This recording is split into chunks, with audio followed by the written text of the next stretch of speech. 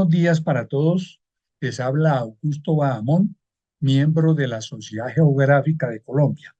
Reciban todas las personas que hoy se han conectado un saludo cariñoso, un saludo especial de la Sociedad Geográfica de Colombia. Bueno, a continuación quiero contarles que la Sociedad Geográfica de Colombia hoy tiene el honor de presentar como conferencista al doctor Álvaro Sotomayor Trivín. Él es un médico muy eminente y también dedicado a, a los pájaros, estudio de los pájaros y pues yo quiero hacer una pequeña presentación de él. Él es médico cirujano, especialista en oftalmología de la Universidad Javeriana. Es miembro de la Sociedad Colombiana de Historia de la Medicina. Es miembro de la Asociación Colombiana de Astronomía y también de la Asociación Colombiana de Ornitología. Como ustedes coligen o deducen, él es una eminencia, pero con dedicación a cosas curiosas, como la ornitología.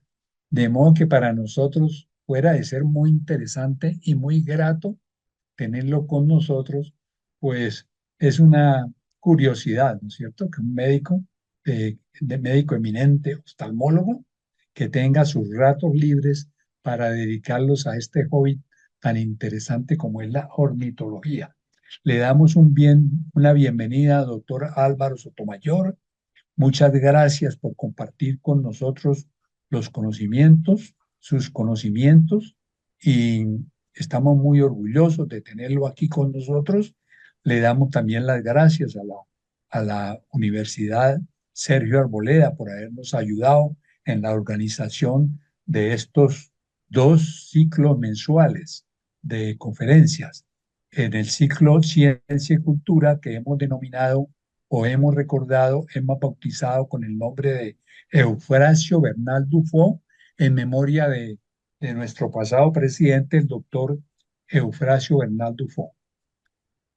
Bueno, con esta presentación y adelante, doctor Álvaro Francisco Sotomayor, con su conferencia. Buenos días, muchas gracias, doctor Bahamón, muy amable, muy querido. Pues ha sido bien interesante para mí y bien complejo preparar esta charla, ¿no?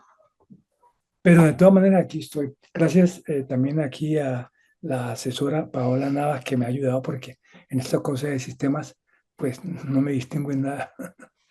Bueno, la charla le he llamado Jornada gracias a la Sociedad Científica Geográfica de Colombia, a la Universidad Sergio Arboleda. ¿Sí? Ok. La charla le hemos llamado Llegar al Levante por el Poniente. 1492-1522 es más o menos cuando se logra esta gran faena. Después vemos aquí que hay 4 personas fundamentales acá, que es el almirante Cristóbal Colón, Américo Vespucio en 1505, Vasco Núñez de Balboa, que fue el primero que vio el mar Pacífico a través de, caminando por Panamá y por Colombia, y Sebastián Elcano. Es la demostración plena de la felicidad de la Tierra. El camino más corto fue en 1492, el que escogió un visionario, una persona bien controvertida, que la gente ha dicho absolutamente de todos los adjetivos. Él tiene todos los adjetivos, pero es un hombre absolutamente extraordinario. Son todos resultados inesperados. Todo lo que él hace va a cambiar radicalmente para todo el mundo la forma de verse y de ver. Aquí les pongo fundamentalmente unos billetes que he tenido la oportunidad de coleccionar con respecto a nuestro amigo Cristóbal Colón.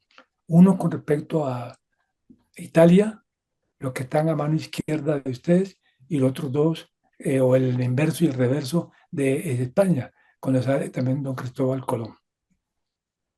Posteriormente, América es muy agradecida con el almirante. Aquí tenemos la primera tierra que él llegó fue a las Bahamas. Y aquí vemos también un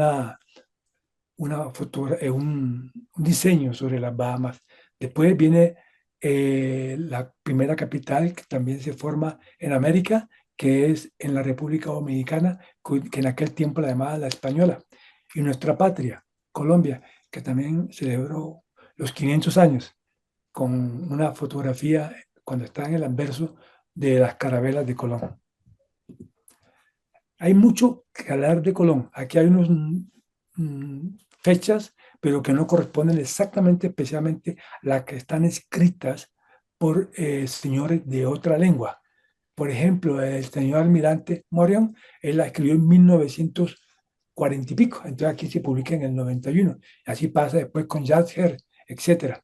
Entonces, todas estas personas las hemos investigado, hemos revisado para tratar de hacer una idea fundamental cómo ven las cosas de acuerdo a los diferentes momentos, los diferentes historiadores. Hay más documentos que se encuentran, hay manera de interpretar, se cruzan ideas, etcétera, para entender más a una persona supremamente compleja y esquiva de conocer, porque no hay pues una unidad de criterio al respecto.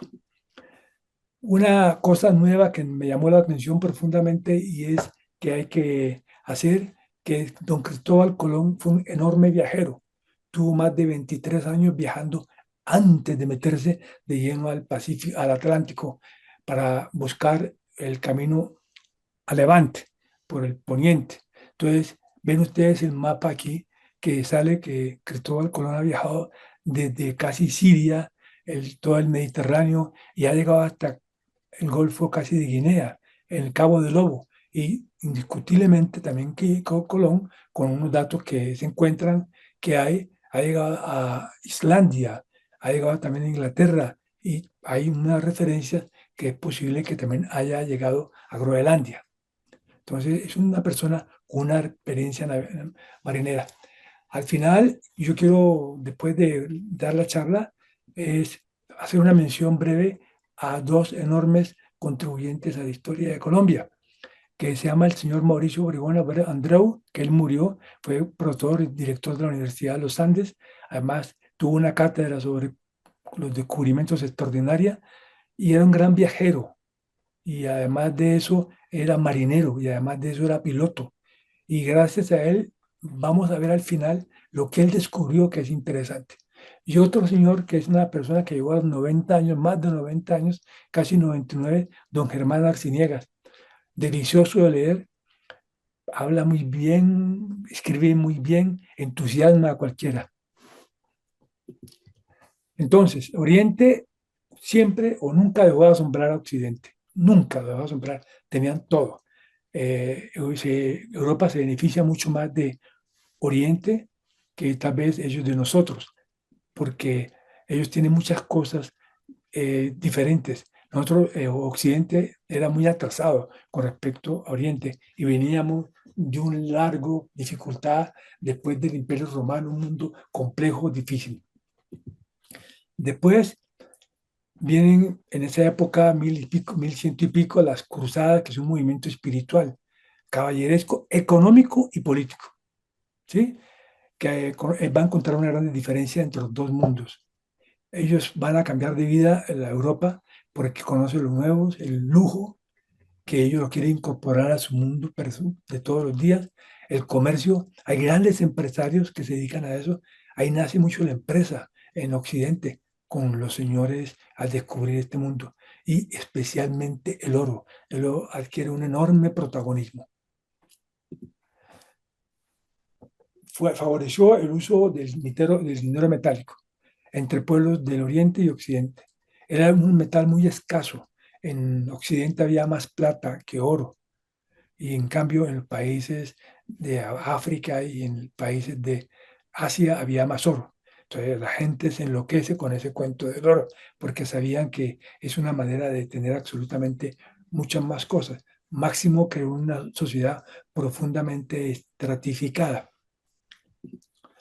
En el mundo de Europa hay ciudades que tienen la cabeza del comercio, que son lo que son Génova, Venecia, Amalfi, etcétera, que comercian muchísimo con estos señores. Tienen flotas, tienen gente preparada. Ellos ampliaron sus flotas y al ampliar flotas obviamente van a ser las bases de un esplendor económico y a su vez hay grandes mejorías en la navegación.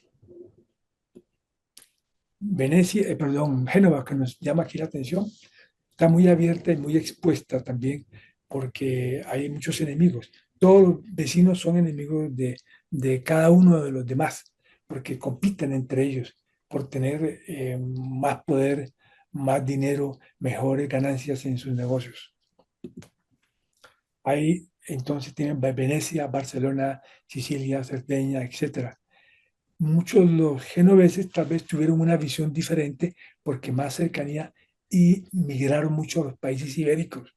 Hay una enorme migración de gente de Génova a los países ibéricos desde 1300, 1400, enorme migración de ellos. Usted va a encontrar genoveses en Barcelona, en la parte sur de lo que era Castilla, lo que era también en el Algarve portugués. Todos tienen que adaptarse a una nueva realidad política que evidencia un repliegue general de los negocios. Es pura geopolítica, ¿sí?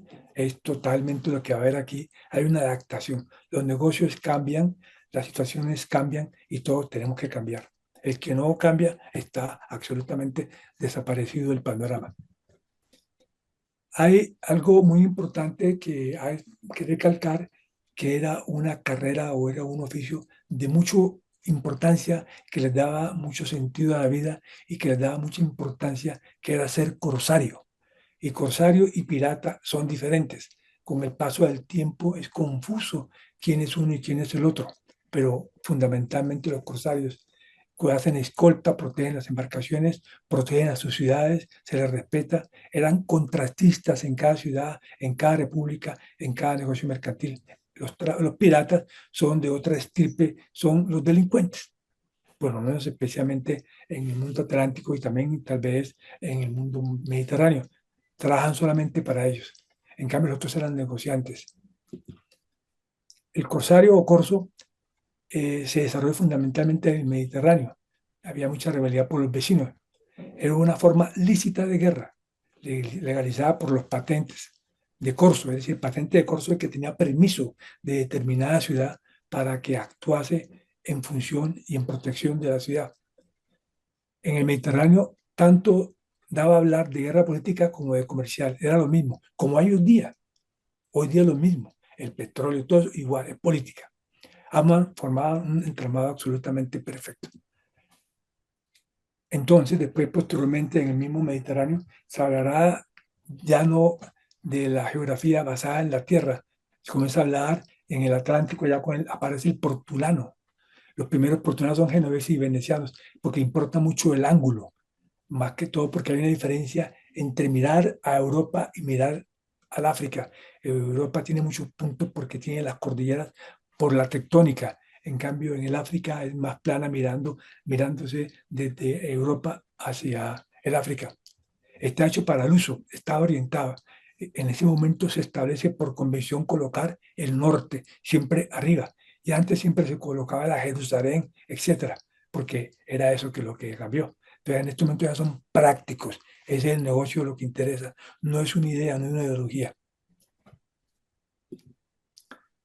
También en la misma época de los portulanos, los navegantes aprenden a utilizar la brújula o compás para localizar la distancia entre los puertos y los puntos más importantes. Eran siempre siguiendo a la polar, porque arriba del Ecuador, la polar es la que siempre se va a ver, la estrella polar. Era muy importante, yo les daba una manera exquisita y un gran conocimiento, una gran habilidad.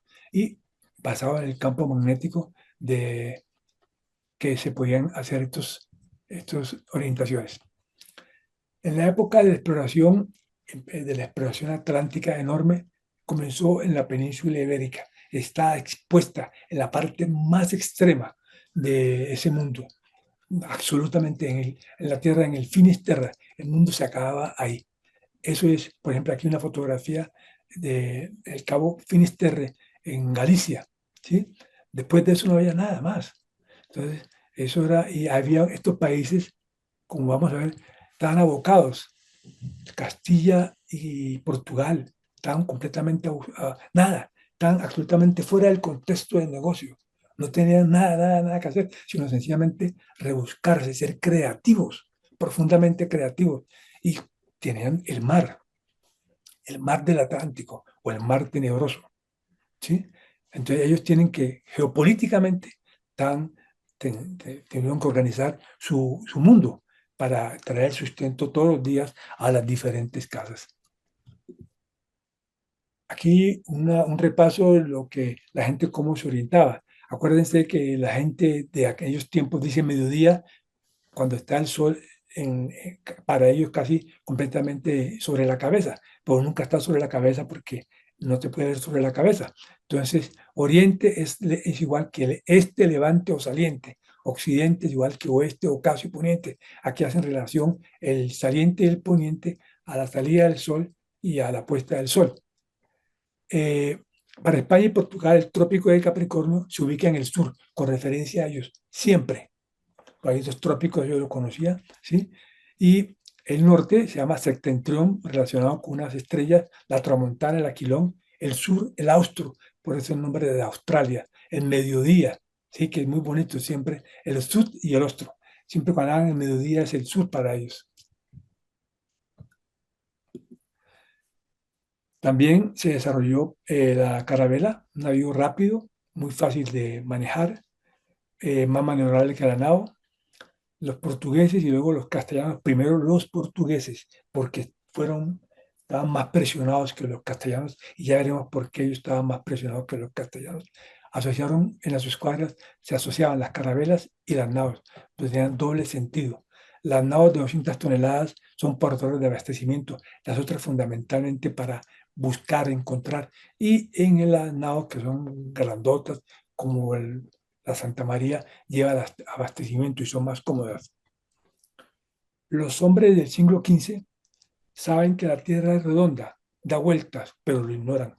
Eso se sabrá mucho después, después del viaje del señor Magallanes, que la Tierra es redonda, rota, cuando encuentra una diferencia en los días. Es la evidencia total en el cuero de cada cual de que la evidencia rota. Los datos para todos los navegantes no son de análisis, no es como ahora que los análisis, los meteorólogos, no, sencillamente son de observación práctica. Se les prueba, se les comprueba, se hace su repertorio, se los nombra de acuerdo a la dirección desde que soplan, a diferencia de la corriente que es hacia donde van. Entonces, durante la Edad Media, gran parte de la península había estado bajo control islámico, desde que de Gibraltar, pasaron de Gibraltar en el año 711. Fue muy lento, muy doloroso para estos orgullosos ibéricos sacarlos de allá. Muy complejo.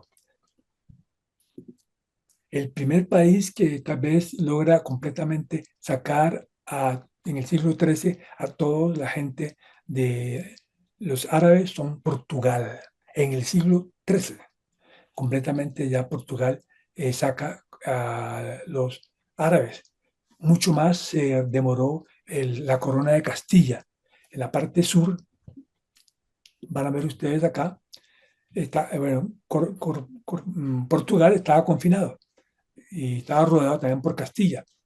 Entonces también el destino de Portugal era el mar o el mar.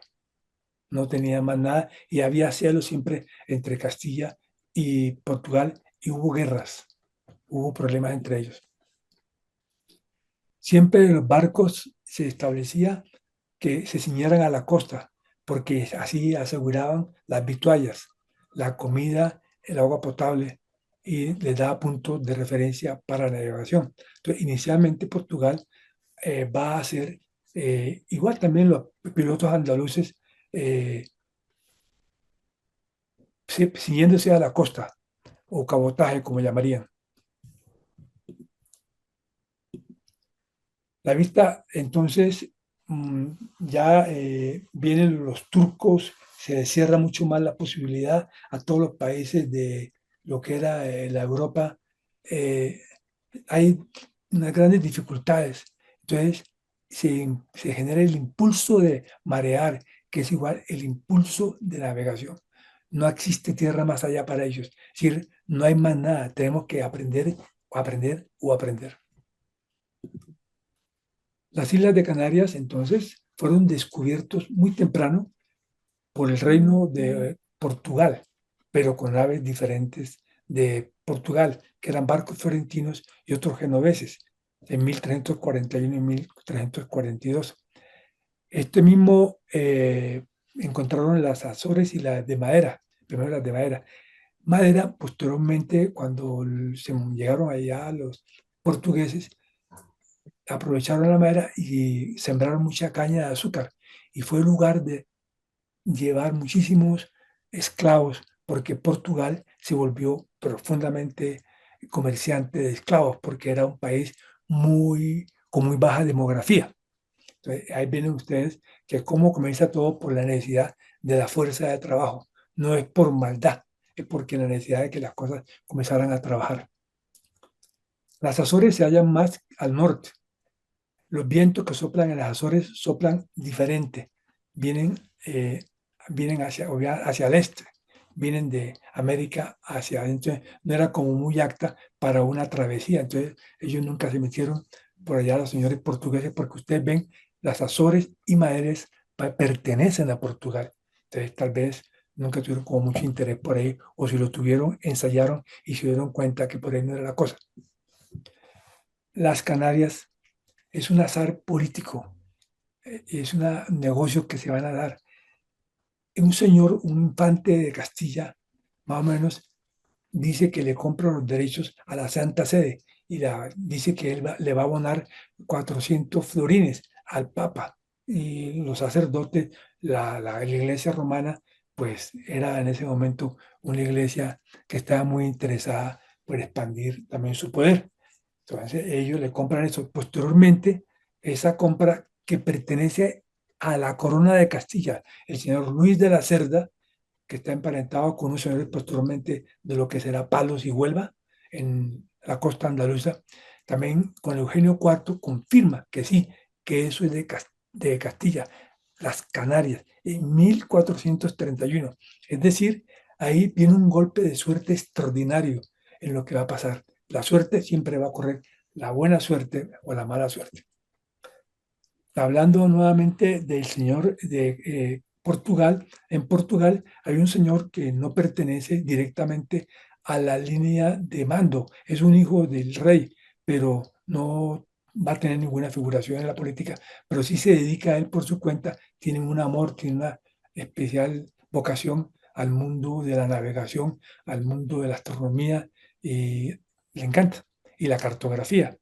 En aquel entonces la geografía se llamaba cosmografía, después cambió y se llamó geografía. El infante portugués es un comendador de la Orden de Cristo, principal promotor, es un tipo que tiene visión, mucha visión. Entonces va a impulsar a la gente suya para que explore, para que traiga abastecimientos, para ganar dinero, para ser mejores, porque obviamente hemos repetido que Portugal está rodeada por Castilla y no tiene más nada al frente sino el mar. Entonces era la opción. En esa época él encuentra a su piloto muy dedicado, tal vez el mejor de esa época, Gil Enaes, que todo el mundo le tenía un enorme miedo al Cabo Bojador, ¿sí? Más o menos que estaba a 26 grados en el trópico de Cáncer. Hay muchos barcos, se perdían, se estrellaban, porque cuando termina África hay una saliente, pero esa saliente después le decían que había como mucha, que ahí era muy caliente, que era muy complejo, que bullían las aguas. Era porque había casi por 20 millas la arena del desierto caía allá, caía allá. Entonces se volvía un terreno muy pando para navegar y era poco visible para los navegantes. Y ahí se hundían, se tropezaban. Le ofreció varias veces que hiciera y fracasó varias veces Gilead, hasta que por fin, tal vez el señor Enrique el Navegante le dijo que qué pasaba, que si era un cobarde. Entonces el tipo dijo, no, vamos a hacerlo y lo hizo.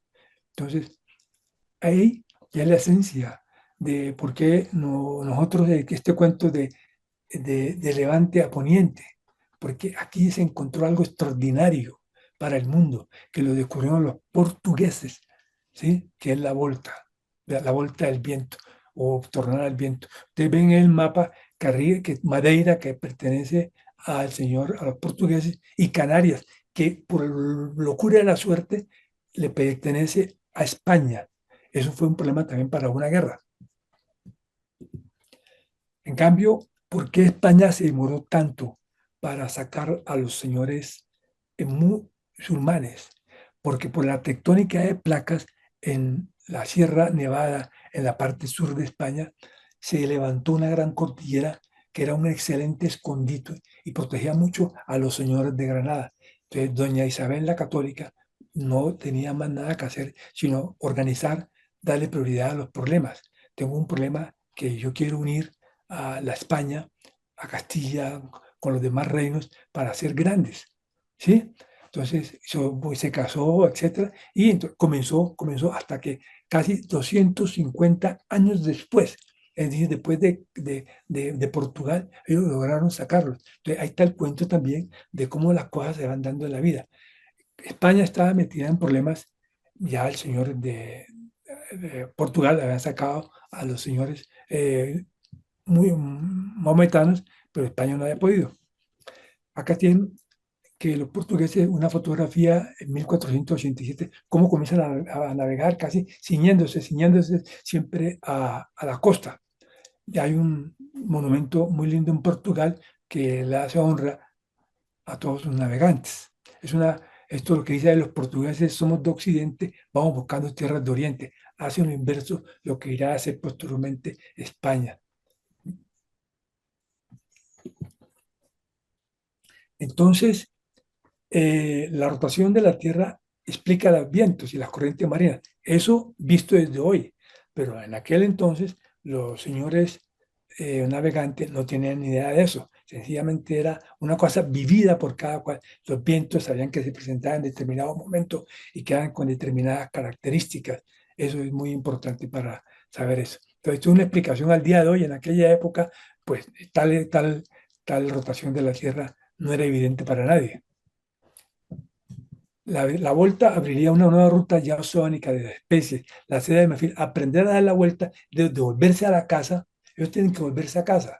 ¿Cómo? Porque aprendieron que los vientos alisios tienen una trayectoria específica. Entonces, gracias a la vuelta, ellos aprenden a volverse a su casa.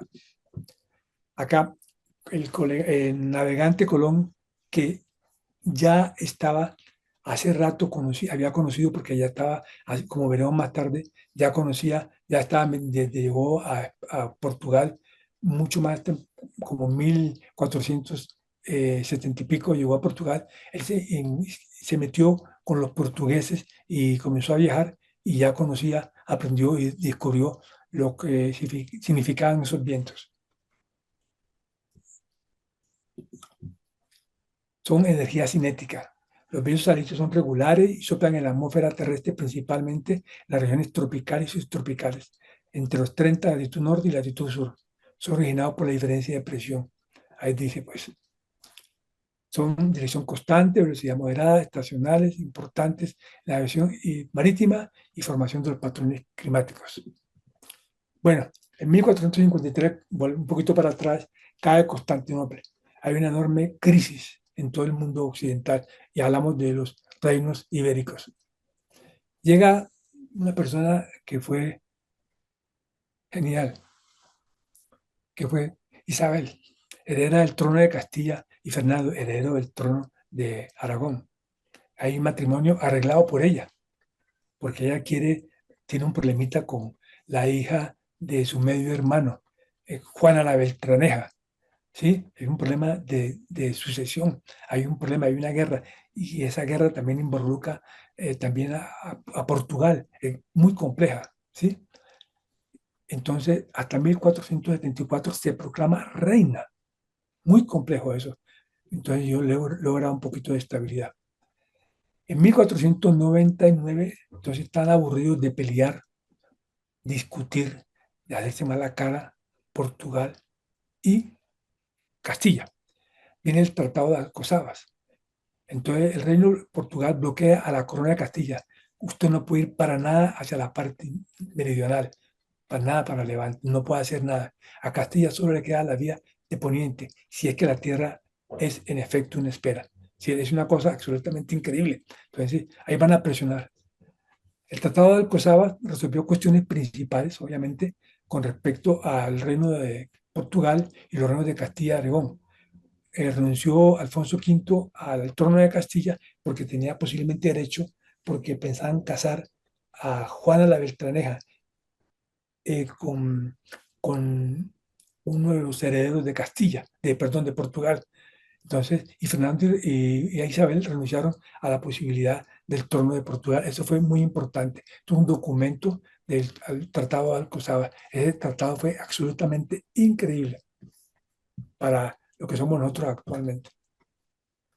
Este ya, aquí ya la conocemos. Bueno, acá también, no sé por qué. Bueno, ahí de pronto viene ya está metido en el cuento, está metido en ese mundo el señor Colón. La experiencia es un tipo que no improvisa la experiencia, lleva mucho tiempo navegando. Es una mente abierta, es un gran observador, es absolutamente creyente. Tanto que Morrison, un almirante norteamericano que hace una biografía, eh, pues dice que era casi un poseso, un poseído. Colón era un tipo absolutamente creyente.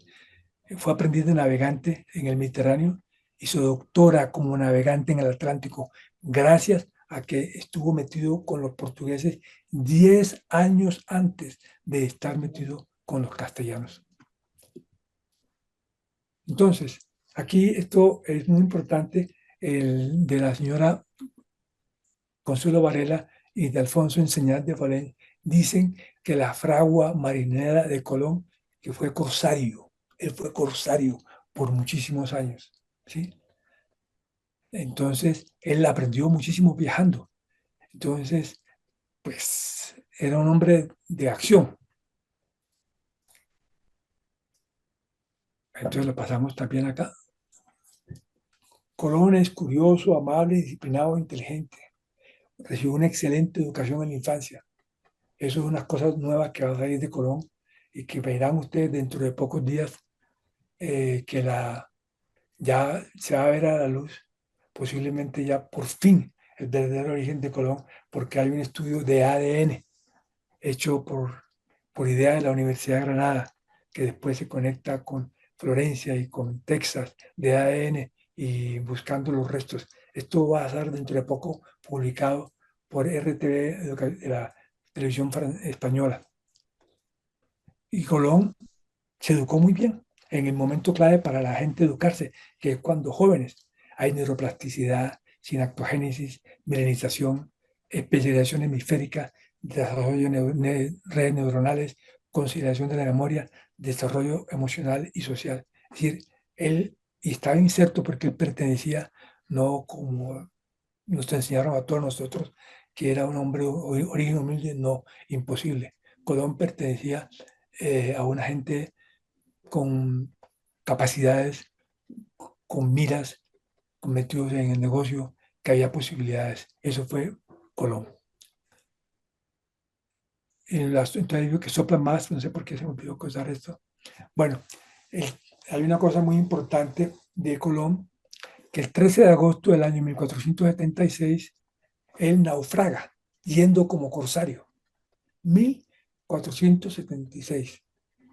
Se le incendia el barco, se salva porque se va nadando agarrado de un remo. Entonces va a Sagres y a de Lagos, cerca de Sagres, y posteriormente va a Lisboa. Es decir, va a llegar a la esencia, al Harvard hoy día, al MIT, a lo mejor de lo mejor, que es al mundo navegante de Portugal.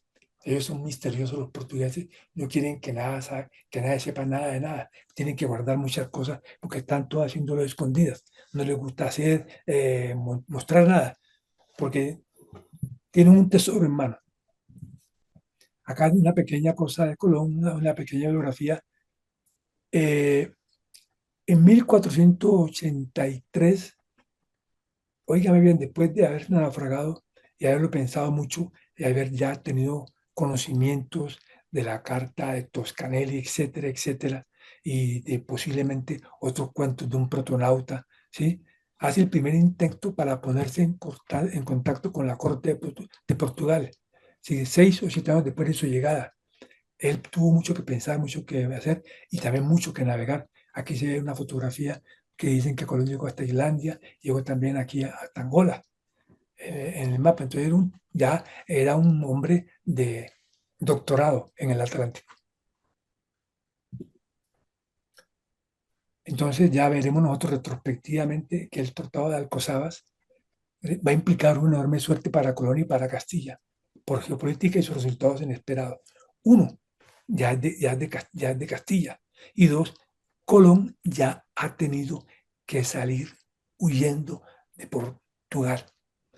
¿Por qué huía Colón de Portugal? Él se había casado con una persona que pertenecía a la mediana nobleza, Felipa Muñiz de Perestrelo, que su padre había sido un capitán en, en Madeira y estaba bien emparentado y posiblemente ahí conoció a un señor, Martín Fernán Martínez, que tuvo conocimiento directo con Toscanelli y se dice que es posible que a través de las buenas relaciones, porque Colón era un tipo de buenas relaciones, le presentó, le mostró la carta de Toscanelli a Colón. Entonces, obviamente, de ahí esa cabeza de Colón que está pensando siempre en cosas grandes y era un hombre también muy apegado al dinero, pues dijo, hombre, esto va a ser extraordinario y lo mantuvo en secreto. Nadie tiene por qué mostrar lo que tiene porque de hecho a Colón le trataron de robar su secreto porque él dicen que también le mostró algo al rey de Portugal y después se sintió Colón porque entendió que el rey de Portugal había mandado a alguien a ver si era verdad que por allá por el, por el Atlántico, pero se fue por una ruta que no era indicada, la de las Azores, donde el viento pega hacia Europa, no como pasa en las Canarias. Entonces, a él también tiene que volar porque en el 84 se vuela porque matan a un conde y como la señora esposa de Colón, Felipa Muniz, al parecer estaba emparentada levemente o políticamente con el conde de Braganza, entonces lo iban a comprometer ahí, salió disparado. ¿Para dónde? Para España, para Castilla. Entonces, por primera vez en el 86 es recibido en audiencia por los reyes católicos en Alcalá de Henares y lleva la idea, ya lleva el fuego en la cabeza. Es decir, él quería hacerlo con Portugal y Portugal era más marinera que España, pero no podía porque ya corría posiblemente peligro su propia vida quedándose en Portugal. Entonces le ofrece una nueva a Castilla, las Indias y la especería, yendo por el camino de Occidente. Imagínense, eso era para todo el mundo imposible de creer. Es decir, ya tiene que le dé a la esfera de la felicidad a la Tierra, le dio a el impulso decisivo. Era un tipo realmente... En 1940, en 1492, Castilla, después de 250 años después de Portugal, corona, acaba con el reino de Granada en posesión de los árabes. Entonces, hay tres cosas fundamentales para que Castilla, en un momento determinado, se defina a tener más libertad, a apoyar al señor Colón. Colón duró 7 años pidiendo cacao, hablando con todo el mundo. Fue apoyado por tres enormes frailes, muy importantes para Colón, que fueron Fray Antonio Marchena, son hombres cultos, leídos, y que también pertenecen al reino, al rey, a la reina. Fray Diego de Dehesa, que eran confesores, y Fray Juan Pérez, todos hombres tremendamente cultos, y le llamaba mucho la atención de Colón, que era un tipo que él rezaba mucho, que respetaba las horas canónicas, entonces hicieron amistad, hicieron empatía, y fueron apoyo incondicional a Colón. Entonces, en esa época, vemos ustedes que hay tres cosas fundamentales para Castilla. Entonces, ya ahí se puede decir, en este libro, Juan Manzano dice que 7 años haciendo para crear un empleo, un trabajo. Mientras tanto, se mantenía pintando mapas porque aprendió a ser cartógrafo con libros, etcétera. y obviamente de vez en cuando lo ayudaban. Y pues no podía ser un tipo eh, tan sencillo, tenía que tener muy buenos contactos para que lo ayudaran. Bueno, en el primer viaje, Colón recaló en las Bahamas, ya entonces estamos terminando, sale Colón, pero gracias a los alicios, sale Colón hacia, hacia que vienen del este hacia el oeste, llega a las Canarias, a las Bahamas, ¿sí? Después de 6.600 kilómetros.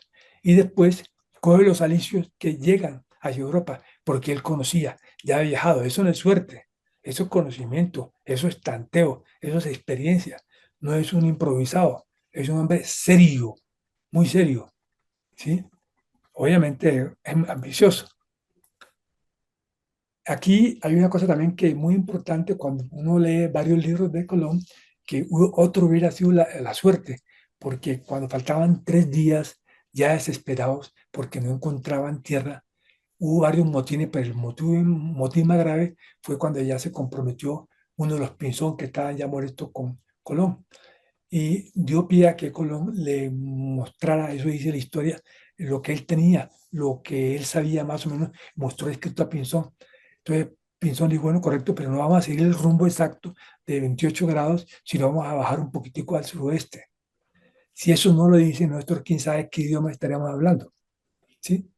Entonces llegó Colón fundamentalmente a las Bahamas, o si no, si sigue camino recto llega a la Florida, si el Golfo, si la corriente del Golfo lo llega a respetar. Entonces, eso también eso es suerte. Para todo se requiere suerte en esta vida. Bueno, Colón bautiza a las Bahamas como San Salvador, es profundamente creyente. Acuérdese que Cristóforo, el nombre Cristóforo, el que lleva a Cristo. Es una cosa muy linda. Él sentía que llevaba a Cristo. Era muy creyente, pero casi que parecía un cura. Eso decían todos. Entonces, la bautiza a las Lucayas, como lo conocían porque eran los Lucayos. Se la entiende, a ellos les entienden más o menos que llaman a esa isla Guanajaní. ¿Sí? Ese es el cuento. Eh, son los testigos de la arribada tan extraordinaria para el mundo, absolutamente para el mundo, de 1492. Cambió el mundo, ¿sí? Total. Forma parte de otro contexto insular más amplio del archipiélago de las Antillas. Las Antillas se dividen en mayores o menores. Aquí vemos la de mayor a menor son Cuba, la Española, Jamaica y Puerto Rico. Y las menores son un montón de islas que llegan hasta casi hasta Venezuela. Son las El viaje de Colón en ese momento se calcula que tardó 33 días del 6 de septiembre desde las Canarias al 12 de octubre del 42. 33 días, dicen los geógrafos, que duró en pasar eso. En cambio, el mar Atlántico se formó 100 millones años después de la tectónica de placas. Entonces, eso es muy bonito ese dato. Cuando sobrevino el descubrimiento colombino, los grupos aborígenes principalmente habitaban las Antillas son los arhuacos o taínos y los caribes, ambos pueblos originarios de América del Sur, de la región comprendida entre las cuencas del Orinoco y Amazonas. Los arhuacos, los que están en la Sierra Nevada de Santa Marta, por ejemplo, iniciaron su expansión en el siglo I a IV después de Cristo. Presencia histórica ya en Cuba en 1492. En esa fecha los taínos se extendían desde las Bahamas, que quiere decir tierra baja, ¿sí? Hasta las Islas Vírgenes, logrando su máximo desarrollo cultural en la Española, Puerto Rico y zona oriental del Caribe. Ahí estaban los arhuacos, que eran tranquilos, eran diferentes. Colón también era un gran observador. Él decía a los indios, dice, me parece que las mujeres trabajan más que los hombres. Cartas de Colón. Es un tipo de gran observador, es muy lindo. Es un tipo, es un radar lo que él tiene en la cabeza. Bueno, los caribes, en cambio, habían irrumpido en el siglo XIV. Ya los taínos estaban hace rato ya manejando, viviendo en las Antillas. El Caribe era ellos, pero llevaban los caribes, que eran más agresivos. ¿Sí? Los desplazaron. Son de carácter belicoso y feroz. y practican la antropofagia y el nomadismo, ¿sí? Y se querían quitar, o le quitaron, de hecho, a muchas mujeres, a los taínos. Eso fue a los arhuacos, perdón, o taínos. Entonces, ya casi terminando, nosotros hemos heredado de ese viaje en nuestra lengua palabras del tronco lingüístico arauco-caribe. Para nuestro castellano se hablaba en ese momento castellano. Hoy decimos español, porque ya después España creció y ya ese lenguaje se hizo oficial al nombre de Hispania, ¿sí? Hispania, que venía algo así como parecido a conejo, ¿sí? Entonces vemos aquí palabras como ají, barbacoa, batata, batea, bahía, bohío, butaca, cacique, caimán, caníbal, canoa, carey, casabe, enagua, guacamayo, guayaba, hamaca, huracán, iguana, loro, manatí, mangle, maní, manigua, papaya, petate, piragua, tabaco, tiburón y yuca. Entonces, ellos también se enriquecieron, no solamente con todo lo que había aquí en América, sino también con el lenguaje. Y llevaron la hamaca que ustedes ven aquí en la fotografía a la derecha, de en adelante, siempre en los buques, para que hubiera más forma cómoda de dormir los marineros. Ya entonces terminando, leyendo al señor Mauricio Obregón, que también hace consulta con el señor Morrison, el almirante, van en un avión porque a él le gustaba recorrer todas las rutas de los diferentes navegantes en todo el mundo y va a encontrar en Saxurro, que pertenece en Cabo Tiburón a Colombia, una cosa que está escrito por su hijo Fernando, hijo de Colón, que dice, Colón, pasando más adelante, vimos el extremo de la tierra al que el almirante llamó mármol y dista 10 leguas de las barbas. Es por una configuración de las tierras ahí, porque ya hay más montañas, es una configuración que él dice de aspecto marmóreo. Como entonces, Colón, en estos libros, aquí está el mapa de Agustín Cueva hacia la derecha, sí llegó a Colombia, en Cabo Tiburón, en la zona de Saxurro. Yo no conozco. Acá hay una fotografía a la mitad del señor Mauricio Obregón Abreu, que dice que ahí están unas piedras en la orilla que parece de lejos como si fuese una configuración marmórea o de mármol. Eso es lo bonito. Bueno, ya terminando, las dos grandes potencias marítimas de la época se reparten el mundo, muy cómodos. En 1494, eso le saltó la molestia a todos los países que aspiraban, igual que ellos, a tener un poco de tajada para el nuevo mundo. Entonces dicen que el oriente es portugués y el occidente español. En la división conocida como Tordesillas recorría el Atlántico de norte a sur. Por eso, esa división, hoy día nosotros en América del Sur somos los brasileños o brasileros y la gente de habla castellana. Entonces, ese es el cuento. Bueno, no es nada más. Yo quiero dar muchísimas gracias a la Sociedad Geográfica de Colombia y a la Universidad Sergio Boleda, al doctor Augusto Amón y al ingeniero Raúl Goya. Para mí ha sido un placer esta charla. He leído muchísimo. Obviamente me tuve que resumir muchísimo, pero es un tema muy interesante. Muchas gracias. Muchas gracias, doctor Álvaro Francisco Sotomayor Trivín. Es un orgullo, sinceramente, y algo muy grato tenerlo con nosotros, ¿no? Usted nos ha recordado esa máxima que quien no conoce la geografía no entiende la historia, ¿no es cierto? Es un recorrido que usted ha hecho pues, por mucha parte de la vida de la humanidad para explicarnos por qué llegamos aquí, ¿no? Y lo más importante que uno colige, que uno deduce, es para dónde vamos. Bueno, con esto me despido, les agradezco a todos los asistentes y cordialmente invitados nuevamente para la próxima conferencia. Muchas gracias a todos, entonces me despido diciéndoles como siempre, copiando un poquito al padre Diego Jaramillo, que Dios nos lleve de su mano.